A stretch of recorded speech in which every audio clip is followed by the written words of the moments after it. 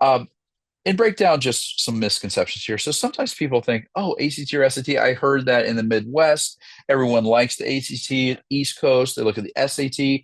And since the 90s, there's been no difference in terms of geographical preference there. Colleges that use the test scores will look at either one. It is true that on the East Coast, there are more students who tend to take the SAT. In the Midwest, ACT tends to be a little more popular, but colleges will look at either one. So there's no need to think, oh, I have to only do the ACT because I'm looking at certain schools, or vice versa with the SAT. So let's just break down a little bit more as far as what might make the SAT a good fit for your child.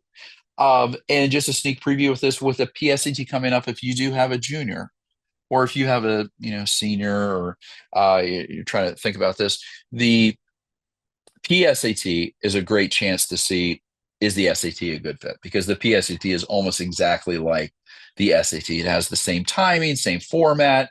It has slightly less difficult math, just by the tiniest bit, but students don't even really notice much of a difference there. So you can look at that PSAT experience to see if the SAT might be good. Um, and it has the digital format, it has the calculator and everything built in. So if students like doing things in an electronic form, it might be good. The SAT changed to its new format in 2024, okay, in the US. So it's more well established. There's more prep material out there, prep material that I write. I've been able to update it and make sure it's totally aligned with the test, because there's just a lot more information out there about it. And other uh, providers of third-party test material, they've been able to do the same thing. So that's a benefit. Timing can often be more manageable, although I will say, if students do get that more difficult second module, it can be a little more challenging, because more difficult material, and they have to get through it all within the time. So that's something to consider. Um, Desmos, if students are using Desmos in school, that's a game changer. It can be uh, a great time saver. It's not like, if you know Desmos, how to use this calculator, that you're magically going to be able to solve all the problems. You need to understand things conceptually, but then when you're trying to solve the problem, it can save a ton of time to work through it on Desmos.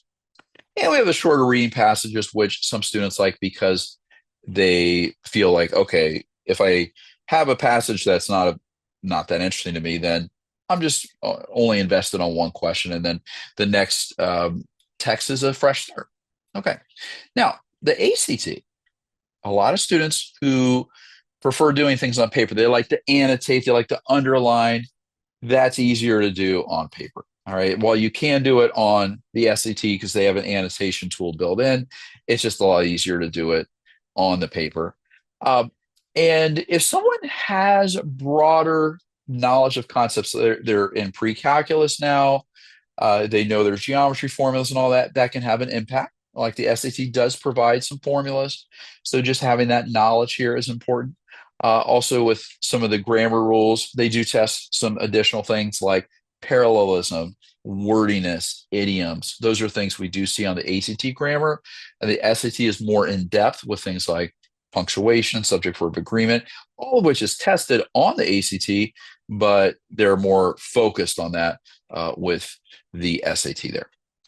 You do have the option to take additional sections. As students that want to showcase their skills in these areas can do so with a science or essay. So hope that gives you some food for thought. And if you have questions about which might be a better fit, you just let us know in the questions. We'll be happy to chat about that a little bit. And Joe, let you chime Yeah, in there. yeah. I Yeah. did have a question. Is as far as like with the math part, Yes. what topic? I've heard like the 10th grade math kind of across the country, but if you're advanced in math, you may have had that the math that's tested on the ACT ninth Yes. grade. So can you speak to that a little bit? Because Of you got to kind course. of go back and Yeah. retool a little bit if they come for tutoring, You sure relearn some stuff. you Yeah. sure do. Yeah, and that's a great point, because a lot of students who will be taking calculus, AB Calc, BC Calc, junior, senior year, there's zero calculus on either of these tests. So for students in that situation, a little bit of time spent reviewing geometry, especially,